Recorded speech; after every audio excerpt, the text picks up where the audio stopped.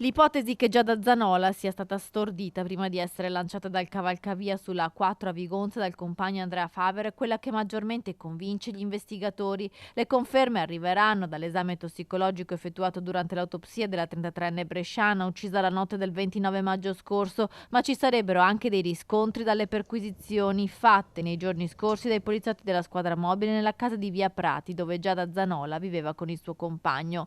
L'ipotesi dell'assunzione di farmaci era stata presa in considerazione anche dopo la testimonianza di un'amica della 33enne che agli inquirenti, dopo il delitto, ha raccontato che Giada le aveva confessato di avere il timore che Andrea Favero la drogasse. Le immagini delle telecamere di sorveglianza di Via Prati a Vigonza inoltre inquadrano sempre e solo la macchina della coppia passare e nessuna persona a piedi. Questo non coincide con la prima versione fornita da Favero al momento del fermo, quando ha dichiarato che la compagna era uscita da sola a piedi e lui in un secondo momento l'aveva raggiunta e caricata in auto. In realtà Giada potrebbe essere stata fatta salire in auto viva, ma stordita e dunque incapace di difendersi e reagire. Ieri intanto gli agenti sono nuovamente tornati nell'abitazione posta sotto sequestro per prelevare ulteriori dispositivi elettronici come l'apparecchio per il collegamento wifi, un elemento utile a capire fino a che ora il cellulare di Giada, che ancora non si trova, sia stato agganciato alla cella di casa.